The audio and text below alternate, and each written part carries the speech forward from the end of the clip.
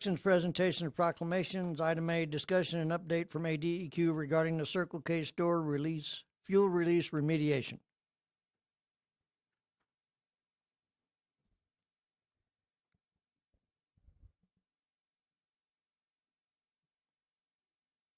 Perfect. Okay. Thank you. Good evening, Mr. Mayor, members of the council. My name is Chris Marks. ADEQ appreciates the opportunity to be here to provide an update now that we have passed this next regulatory milestone in the investigation of this release. With me this evening are Lee Paget, who is the manager of the Corrective Action Unit with ADEQ. That's the unit that directly oversees all corrective action cases in the UST program, and Joey Kiker, who is the manager of the UST program itself. So, as I said, we've crossed the next major milestone in the evolution of this Lust case. So, a brief history from beginning of what we have had reported to us at ADEQ. In January of 2024, January the 3rd, I believe, a suspected release was reported to ADEQ at the facility just up the street, the Circle K there.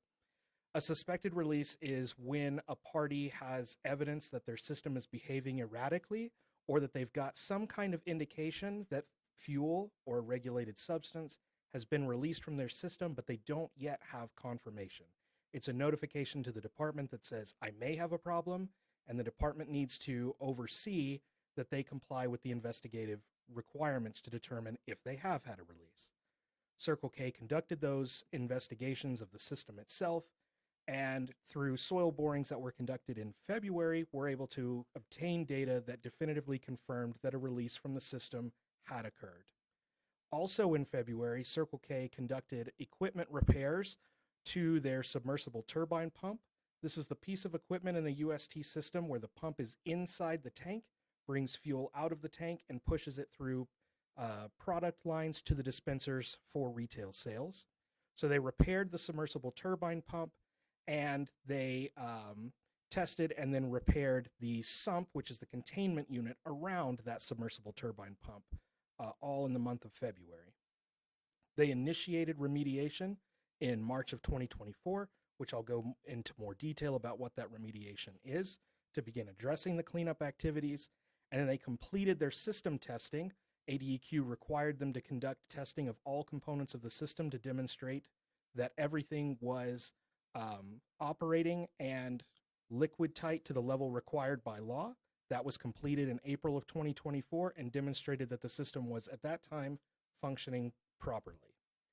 In May of 2024, they completed their initial abatement. This is the first regulatory phase in a release cleanup. So in this case, what they had to do was complete the testing to make sure that the system wasn't actively contributing more contamination to the environment, and secure the system to make sure it was not an immediate fire, explosion, or health threat at the time.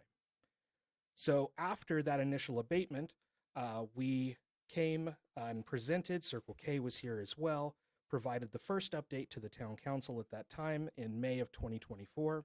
Where we are at now, with the figure on the right here that shows the regulatory cycle for these Lust investigation and cleanups, we have now passed the site characterization phase.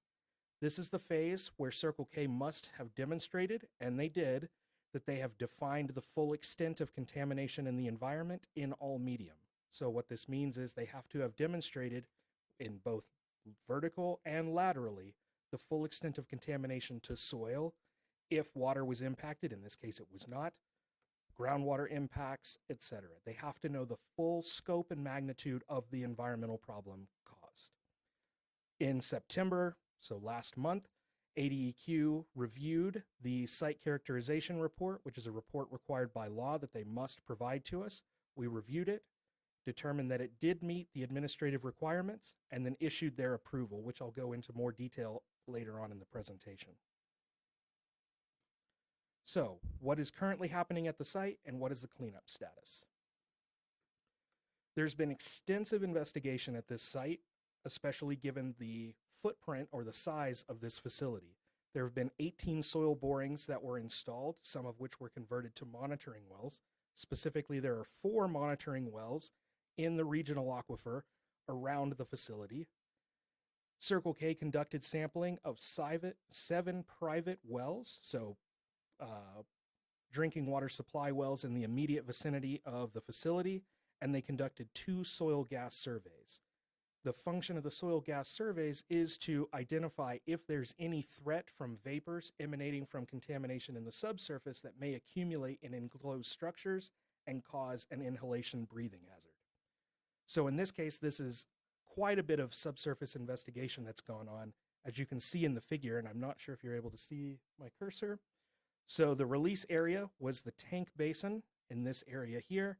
All of these indicators are different locations where borings and or wells were advanced, and we'll go into some cross sections in a moment to look at what that investigation revealed below, but this was a very thorough investigation to determine that full extent of contamination. So this was the basis of their site characterization report. I want to emphasize the presence of the regional aquifer wells. So they're in this kind of teal color. So here's one here, here, here, and if I can remember where the 4th one is on this map, there it is, here. These were specifically located to be between the release property and the nearest private drinking water wells, to be early warning sentry points to identify if groundwater contamination existed at that phase of the investigation before they began investigating deeper in the source area. So the extent of the release, at this point, the impacts are restricted to soil. So what we have in this locale is the tank basin that's shown here, and then these are cross sections. So here on the left is the aerial figure.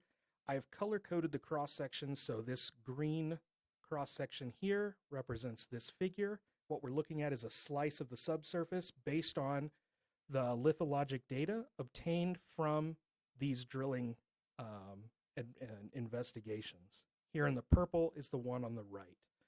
So what this shows is that the tank basin at the facility, the release source, in this area, the subsurface here is a mixture of sands, silts, and clays that are kind of interbedded as you go down. At 150 feet below ground surface, we encounter an enrichment of clay that rapidly increases the clay content. That serves as an aquitard. It's basically like a cap sitting on top of that regional aquifer. This aquitard is an important geologic feature in this instance because all of that clay content helps to slow and bind up contamination that may be migrating down in the subsurface. So Circle K began their investigation. If we look in the green figure here, SB1 was the first boring that they drilled. It was immediately adjacent to the tank basin, specifically the tank, where they identified fuel spraying from the STP that was repaired from tank number 1. So they drilled that first boring down to the top of that aquitard. This was guided by information obtained from another site here locally in Chino Valley, the Sergio's Tires facility, which also had a release that was previously investigated and cleaned up. So the intent was to look at the extent of contamination in the soil above that aquitard to get an idea of how bad this release was initially. Remember, Circle K had estimated early on 86,000 gallons of release. That's equivalent to 8 to 12 tanker loads of fuel over 18 days. The initial soil investigation did not support an 86,000 gallon release. This began the discussion between ADEQ and Circle K of meeting administrative requirements, Circle K conducting their investigation per the legal requirements that we must enforce as ADEQ, but us not agreeing at that point with their explanation of how this incident occurred and the magnitude that they had estimated. So a lot more investigation was needed. That has taken place. Later and most recent field activities included the advancement of SB13 right next to the original SB1, which has been completed as a vapor extraction well, which I'll talk about in a moment. SB13, once Circle K had confidently demonstrated that groundwater had not been impacted, they were able to drill down into the aquitard with confidence. The importance of the two borings. SB1 was stopped at the top of that aquitard in case there was unknown contamination that they just didn't directly encounter. They and ADEQ did not want them to drill further and penetrate that aquitard and potentially drag contamination into groundwater. If there wasn't a groundwater problem, make sure they did not cause one.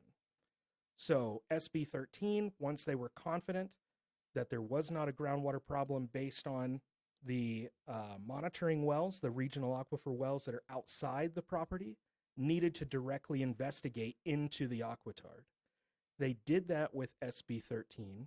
They thankfully did not have to penetrate it down into the regional aquifer to obtain the soil samples, and what you'll see in the green figure here. At 150 feet, this is where we start really getting that sharp increase in clay content. They were able to obtain multiple samples there, all which were non-detect for contaminants at a level that would cause us to believe that they had not vertically defined it. So SB13 was the data needed to say, this is how deep, the 150-foot mark, that contamination has made it, and it has not impacted groundwater. So that was a significant finding on their part. In addition, on the purple slide, what you can show here, or what you can see here, is they conducted an angle boring to try as best as possible and investigate directly beneath the tanks. One contention that ADEQ had continually brought up with Circle K is, if you're going to estimate that this release was 86,000 gallons over a period of 18 days, we would expect to see a tremendous amount of free phase fuel in the soil there. It should be, you don't just release that volume and have the soil just absorb it. It's going to be there, and it had not been detected. So they conducted SB15 to look as close underneath the tank basin as possible, and were not able to find free phase gasoline. And all the borings, SB1, 13, 15, 6, everything that was right around that tank basin, the soil is contaminated, but at levels far less than would be present if there was NAPL present in there, NAPL being the liquid phase gasoline. So this began to further support that the incident did not necessarily occur as Circle K is advanced so far. So that's what we'll be talking about at the end of the presentation, is ADEQ's review of the data and what we see from that. But overall, the extent of the release and the subsurface conditions are supporting that the contamination is confined to the soil above the aquitard and that groundwater has not been impacted. Thus, there is no current threat to a drinking water resource by any members of the community from this release. One of the requirements for site characterization, as I said before, was to identify the extent of the release, but also to look at the magnitude. So again, this goes back to ADEQ disagreeing with Circle K in their explanation of how this occurred and the estimated volume lost. Circle K reported the source and cause of this release as being a failed component on that pump within the containment sump, spraying fuel and releasing that volume of estimated 86,000 gallons from a single component on that pump. The data did not support that from our review. So one of the requirements was to use their environmental data, set the operations data aside and say, from the environmental data, how much contamination is here? It's never going to be an exact number, but they can obtain estimates. So that's what's shown here, is their best attempt to estimate the total contaminant mass at the site. And what they were able to demonstrate from all of those borings is that the contamination is essentially limited to a column of soil directly beneath that UST basin. So basically, contamination that came from that system just went straight down. It did not spread out, go underneath the building, cross the road, anything like that. So it's basically just localized to that northern end of the property right there. The figure here is showing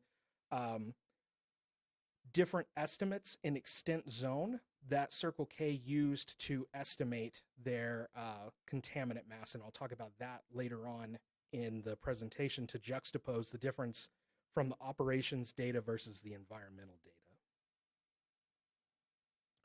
So as I mentioned before, the primary concern from this release at any point in time is potential threats to human health. As I mentioned, there's no groundwater impacts demonstrated, so there's no threat to anyone's drinking water resource in the community at this time.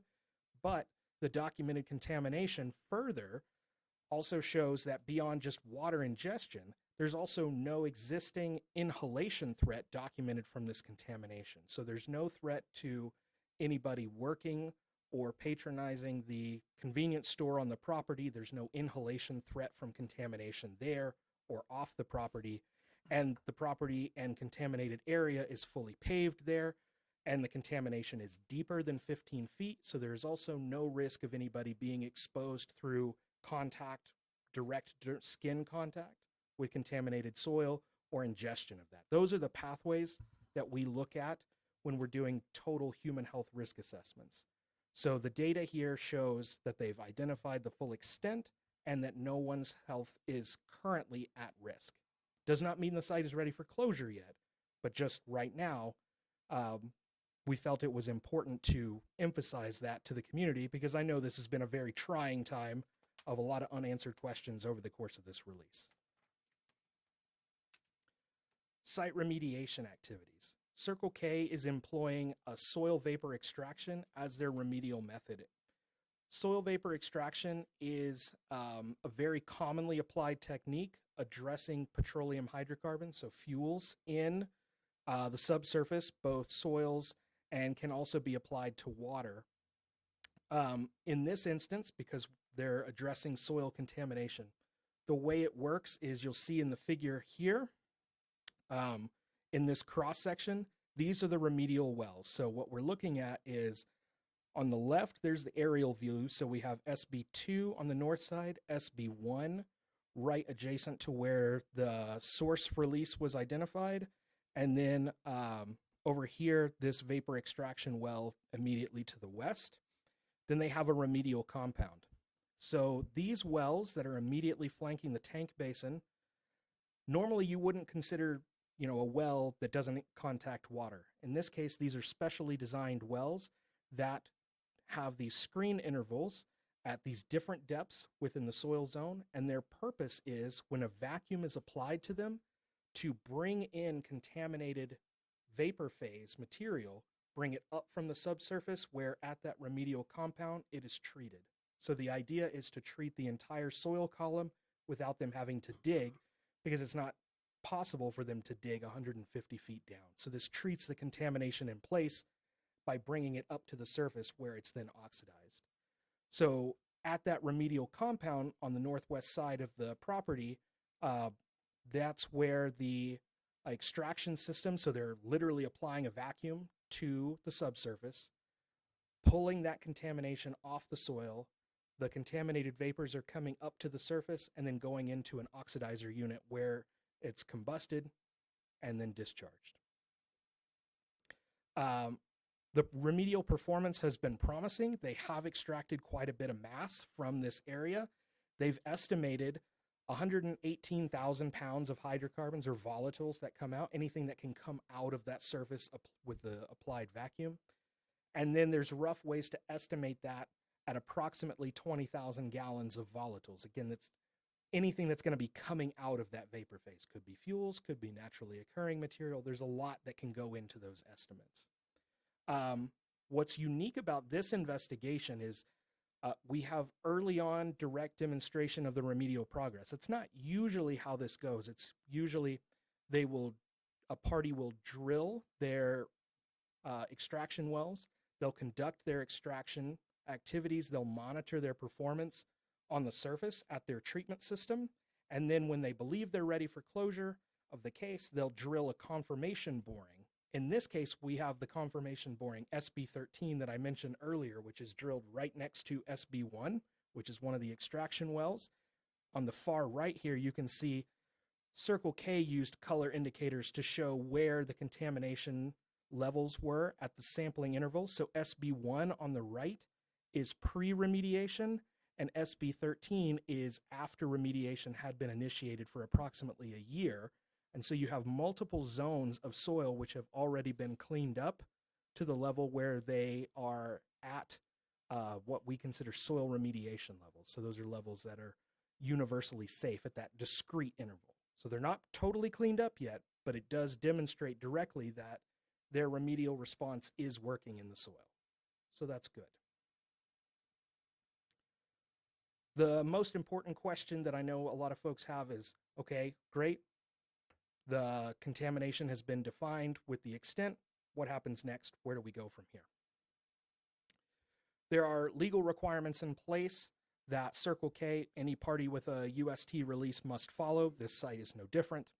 The site must be remediated to ensure that there are no current, which in this case there are not, or future threats to human health or the environment. So what that includes is there's no potential for a person to ingest contaminated water. So in this instance, the contamination is limited to soil, but upon case closure, must be remediated to the point where that contamination in soil will not leach to groundwater and then in the future become a potential drinking water hazard. That must be demonstrated for case closure. There cannot be a health threat from long-term exposure to any vapors coming from that contamination. One of the ways that many parties that have lust release cleanups do is they will measure vapors in the soil, like we talked about earlier with those soil vapor samples, and they will model a 30-year residential exposure. If somebody was to build a hypothetical residence right on top of where that contamination is, and then be exposed to whatever levels of vapor are present for 30 years, is there a 1 in 10,000 to 1 in a million chance of a health effect? That's one way that parties demonstrate this. There can also not be, as I mentioned before, the potential for contamination to leach to groundwater. The remediation and their monitoring must be conducted until they can demonstrate all of those aspects definitively. So that's why remediation is ongoing. They're continuing with the SVE because it has been demonstrated to be effective in this setting. And then we'll just see where they go from there. As far as the regulatory reporting goes, we've crossed the site characterization. That was the first major milestone in this case. Now where we are is in the remediation phase. Their regulatory reporting to ADEQ comes in the form of what we call periodic site status reports. That's where Circle K must tell us from the previous report, these are the activities they conducted, here are the samples that they collected, and here are the results of that sampling and what their estimated time to closure is. That must be done on a regular cadence. The next periodic site status report, or PSSR, is due in February of 2026, and then we'll look from there at what the data shows to establish the cadence of their reporting schedule. So they're not done reporting to ADEQ what activities are going on. So as I mentioned, ADEQ has had a lot of correspondence with Circle K, press releases, public statements that ADEQ does not concur with how this incident occurred as explained by Circle K to date. So we wanted to summarize the stance that Circle K has provided versus what ADEQ's review of the data is. Circle K estimated that the release occurred over a period of approximately 18 days in the end of December 2023, beginning of January 2024. Based on their inventory records, this was how they first provided their estimate, and that inventory record suggested a 79,000 to 86,000 gallon release. Again, that's approximately 8 to 10 full tanker loads of fuel to have been released in 18 days. Obviously, that got everybody's attention immediately. Early on in that initial abatement phase, ADEQ started looking at that. If that volume of fuel had been released in just 18 days, that would make it essentially the most catastrophic release from a UST system in the history of this country in terms of volume over time. There have been lots of big releases that occurred over decades of facilities that have been around forever, but to have that amount of fuel come out in that short amount of time, this would take the cake for catastrophe. As I mentioned earlier, ADEQ challenged Circle K to set aside the inventory-based data and estimate the release just purely based on the environmental data. They did so and estimated a range of 50,000 to 90,000 gallons of contamination impacting the site. And I'm using different terminology there very specifically because I want to address this later on in the slide or in the presentation. ADEQ, as I said before, we issued regulatory approval of their site characterization report. However, we took an additional step, which is non-standard. In our official correspondence with Circle K, we noted that their site characterization report met all the administrative requirements for approval. They cleared all the legal hurdles and included all the information that by law must be included in there. However, that report continued to contain their explanation for the source and cause of being this single component on the STP that failed, and that all of this fuel was released in this 18-day period from that one failed component. ADEQ does not concur with that, so we, in that correspondence, included additional information where we gave our review stating our non-concurrence and what we believe the data represents, and I'll go through that as we move forward. In summary of that, what we believe happened is that the site does have contamination. There was a failure of that component. There was a staff member present. This was either a third-party technician, I believe, on January the 3rd, who visually observed fuel spraying from that STP into the containment unit on the 3rd. Okay, so there was a release, a failure from that system. However, ADEQ's perspective is that this contamination is not solely from that incident, but also the presence of contamination that was previously unknown that could have been ongoing for a very long time. We also believe, based on the data, that the total contaminant mass impacting the site, whether from one or previous multiple releases, is more consistent with the lower end of the environmental estimated range, rather than the 86,000 gallons that was initially estimated. So how is ADEQ relying on this, or what has been our analysis to come to our conclusions there? We looked at a lot of lines of evidence. Specifically, we wanted to understand that nexus between the operational information and the environmental information that at the beginning just were not lining up to try and explain this. So we looked at the tank inventory records supplied by Circle K that they had initially used to estimate the 86,000 gallon release volume, and data directly from the monitoring unit that takes readings of the fuel level within each tank. That's the automatic tank gauge, or the ATG. We looked at information regarding how these tanks are constructed, how the system has been operated over its life, the chronology document that Circle K provided in March of 2024 of kind of like the daily activities of what had occurred at the site. We noted that there were multiple technician visits there, and we looked at the system repairs that were conducted by Circle K immediately after the release incident was reported. And then we married that with the environmental investigation data that we've just covered about the tank basin monitoring and the subsurface investigation underneath it. So looking at source and cause, reintroducing this figure from our first update, the anatomy of a UST system. So we have the tank here. I keep mentioning the submersible turbine pump, or the STP. That's this unit here. The pump unit itself is above the tank, but it goes into the tank, and then this is where the fuel is pulled from. And then the pump delivers fuel through the product lines to the dispenser. Within the tank, there are also riser tubes with probes that send information directly to that automatic tank gauge unit, or ATG, that's inside the facility and records information.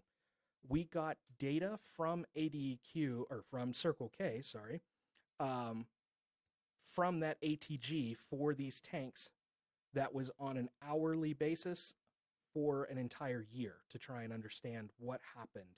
So it was from, I believe, from January of 2023 through March of 2024.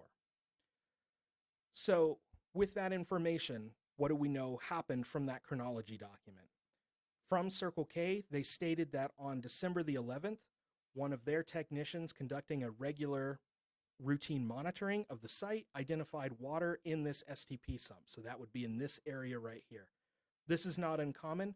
If you go to any essential, UST facility, any gas station, you'll see the manhole covers over the tanks. They are meant to be liquid tight, but things happen, heavy rain events. It happens that water collects in there. But the intent is to get that water out as fast as possible to make sure your equipment doesn't corrode. This is regular maintenance and monitoring that UST owners and operators are required to do. So Circle K noted water in the STP sump and made a work order to have one of their vendors come out, remove that water, clean that up.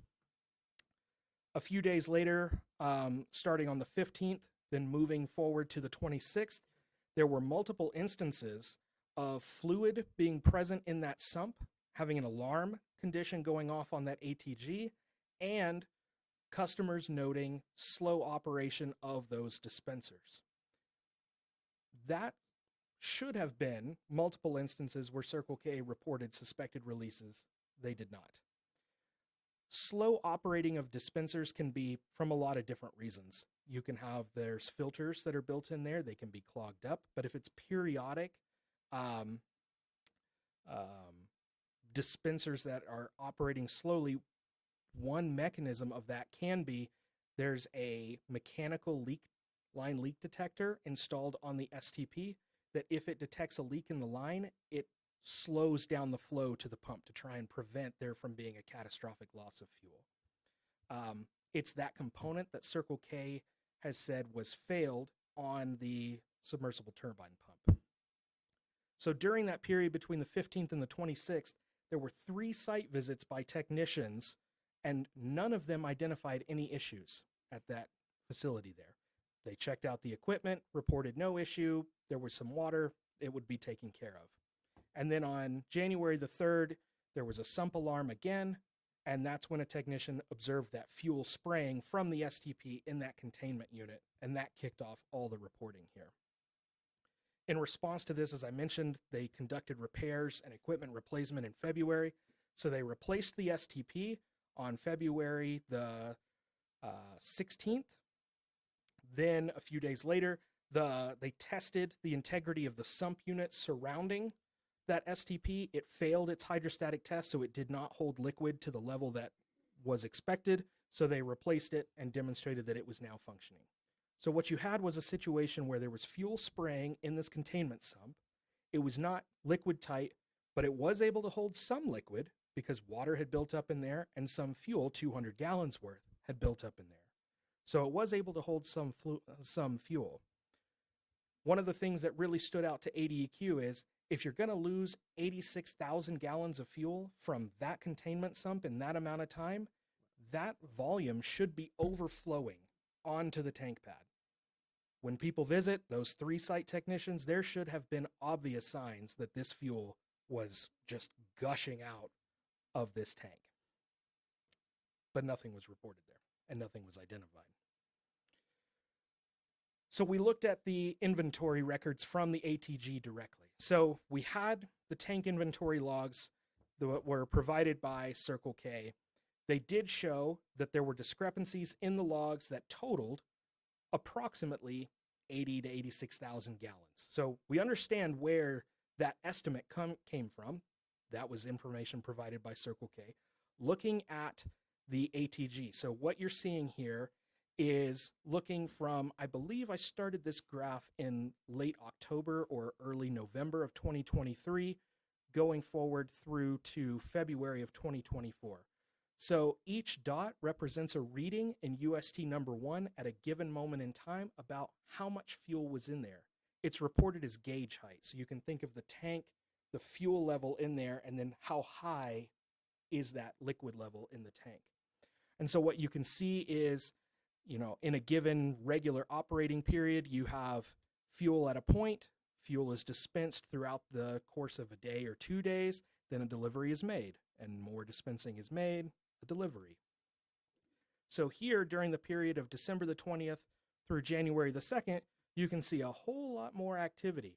The tank was depleted in volume and then replenished at a much higher rate than before or after that period. But suddenly, on January the 2nd, it goes back to essentially normal functioning. But you didn't have a catastrophic equipment replacement or anything else that happened at that time. ADEQ was able to obtain the what are called bills of lading. So these are essentially the delivery receipts from the tank driver, who not only says this is the volume of fuel I delivered on my receipt, but they also manually measure the liquid level in that tank before and after the fuel delivery. And we were able to match those manual gaugings up against the ATG data. So what this confirms is that the fuel entered the tank, and fuel in this period left the tank at a much greater rate than normal. Circle K attributed that to a loss. But again, ADEQ can only say fuel entered and fuel left. Was that by dispensing? Was it by some other mechanism? We did not concur that it just meant that it was released to the environment. So then the last line of evidence that we used was investigating the environmental data. So at this tank basin, there's a separate monitoring well that's not for environmental purposes. Its whole function, and it's installed and screened in the basin itself. So these tanks sit within a basin that's dug into the natural soil, the native soil present. The tanks are placed and then backfilled with pea gravel to support them. There's a well installed in there that's used for testing purposes. So when a party goes to conduct a tightness test, one of the requirements for testing is they have to check if there's groundwater present in the tank basin, because that'll put pressure on the tanks. One of the very first things that Circle K did upon investigating the release was they opened that monitoring well and then put a vapor probe in there. Now, if there had been this catastrophic release within 2 weeks, 3 weeks of them being out there, and you would expect this gravel area to be just completely saturated with free phase fuel. And that free phase fuel would just be gushing vapors out of that monitoring well. They were not present.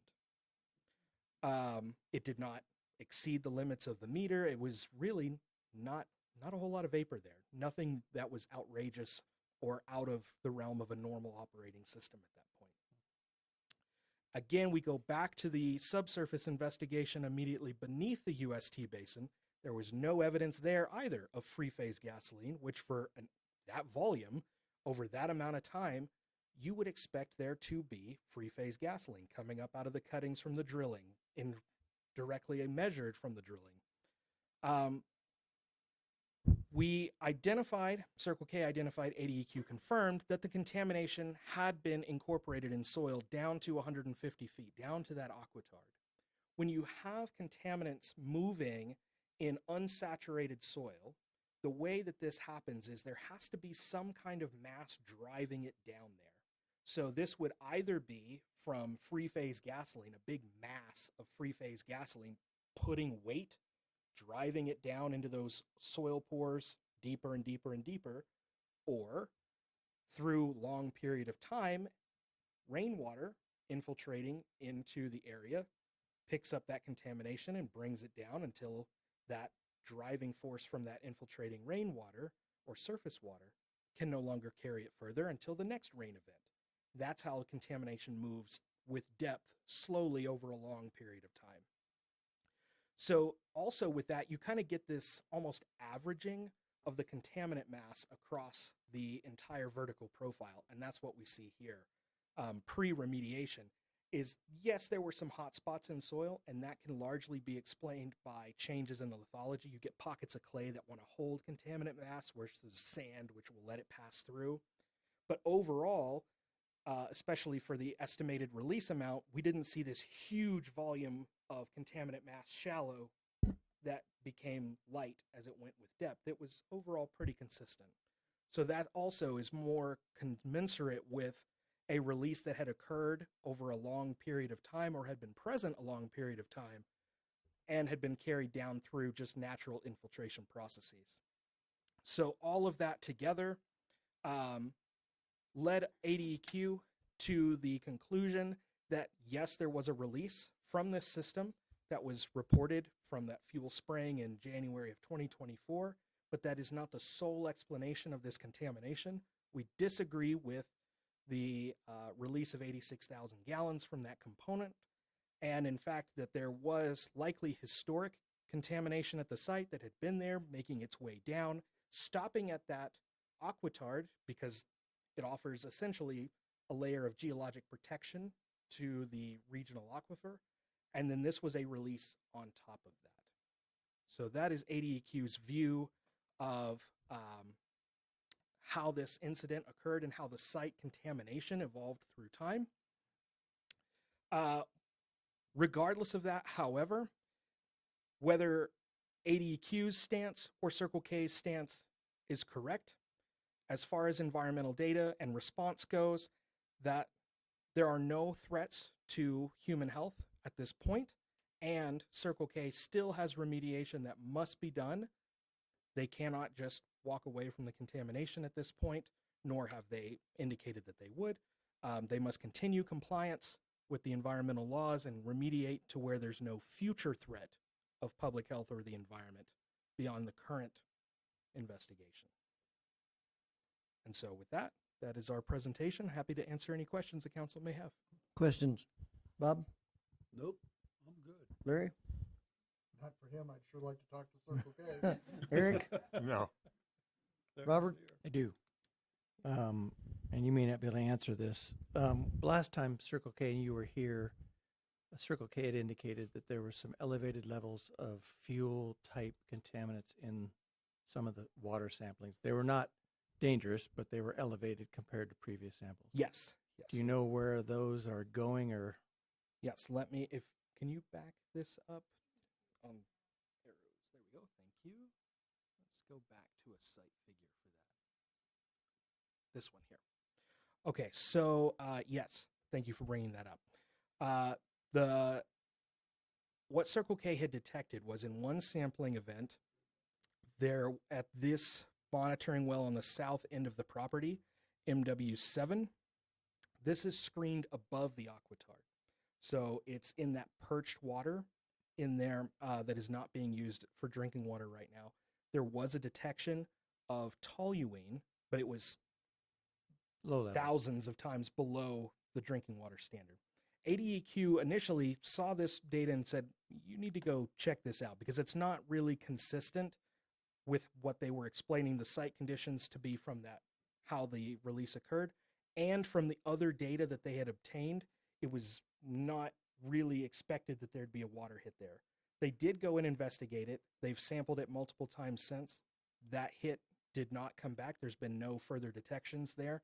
They did investigate the septic system on site as a potential contributing area because it actually, their septic system appears to be linked to some dry wells located right there. They weren't able to directly say, yes, the septic system was contributing that, but through multiple sampling events since then, that hit is No longer. not present. Right. So, yeah. And then, so Circle K is missing a bunch of fuel. Yes. Well, it sounds like we're never going to know where that went, but the sump definitely was not watertight. That was found to be the case. Correct. I don't know how long. The last, I think I had emailed with you, the Mhm. previous inspection showed that it was watertight, so something in between that span. But your conclusion is this might have been a longer-term release. Right. And all they repaired was that one STP pump and sump. Correct. Yep. And all other system components after that in April and between February and April were tested and demonstrated to be operating within the requirements of the law for their So where would this long-term leak be coming from? right. Yeah. And honestly, that is a great question that is difficult to pinpoint. So with respect to the tanks themselves, owners and operators are required to demonstrate that the tanks are tight, is the term used in the regulations. But that doesn't mean that they're perfectly liquid tight. It means that they have to be demonstrated to operating within not leaking or not having a data discrepancy of more than 0.2 gallons per hour, So which that kind of brings up that's kind of a follow-up question. So sure. did you guys go back in history to see if their ATG versus inventory were consistent? And then also going forward, is that being monitored whether Yeah, these so numbers are within those tolerances? Yep, and that is the purview of each routine inspection. They must produce the documents demonstrating those testing through time. They're required to do that test on the tank at least once a month for the entire operating history. In this tank, specifically at this facility, these tanks have been present since, I believe, the early 90s. In the late 90s, early 2000s, there were multiple suspected releases that were reported based on inventory reconciliation issues. When you have a suspected release like that, the law says that a party must first go and test their system to see if it's tight, whatever component is associated with that suspected release. In this case, it was the tank. So they would have had to demonstrate that the tank was tight, and if it wasn't, conduct an environmental investigation similar to what's here, just on a smaller scale, to investigate that. However, drilling around existing infrastructure is extremely difficult, and so oftentimes some things can be missed. An unfortunate situation with UST systems just as a whole is that there may be contamination from them that sits directly beneath them for years that is not known until those systems are permanently removed, and then the site assessment that's mandated by law is conducted. So, yeah. But historically, no alarms, and so we still don't know. The long term doesn't really pan out either because historically they haven't been out of parameters. Right, and that's the difficulty. You know, when you think of something that may have occurred at low level, ADEQ can only know about what's reported to us and what records we see when we go on site to inspect, but also if, you know, a very slow, low-level leak is occurring below that 0.2 gallons per hour, if you run that number up to 30 years. Yeah, wouldn't this scenario warrant that? Warrant what, sir? Sorry. Investigating long-term tank leakage that isn't detectable. Yeah, Because none of this stuff's adding up. right. And that's the difficult thing here. ADEQ is bound by the regulations that we can enforce there, which our statutes establish that ADEQ cannot be more stringent than the federal requirements. So that's set at the federal level. We can do what we can when we inspect a facility and say, wait a minute, there's something in the records here that are not adding up.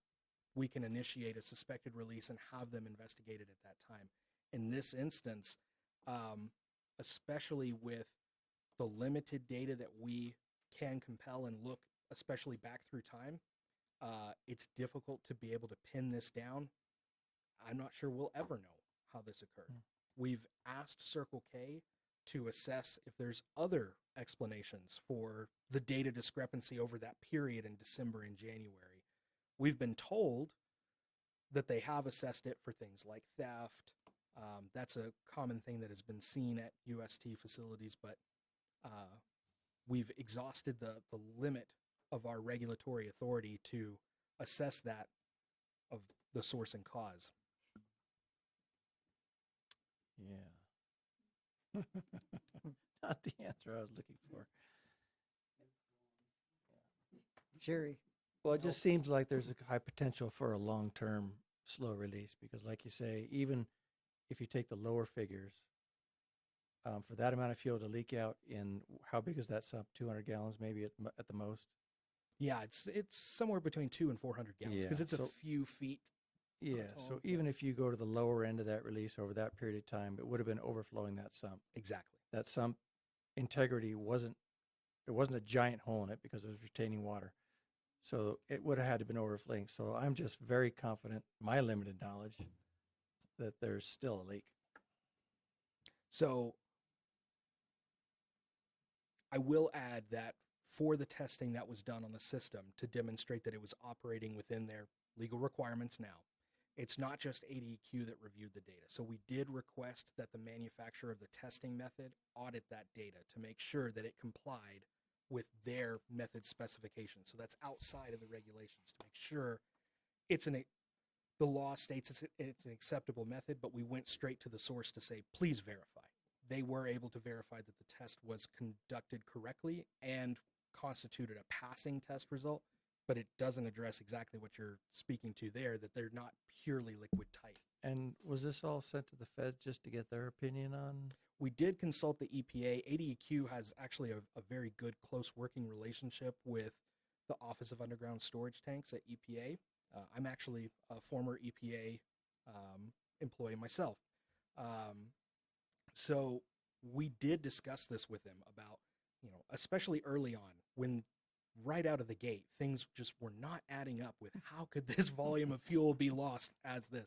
So we consulted EPA multiple times on this to make sure we weren't missing anything and making sure that we checked everything that we could. Yeah. Thanks for your time. Thank you. Sherry? No. John? Just maybe they're with the missing crown jewels in France. Good presentation. Thank you. Thank you. Thank you for your time. I don't think we have any more questions for ADEQ. Thank you for what you've done, Madam Town Manager. I want Circle K in here within 60 days. Thank you. Thank you.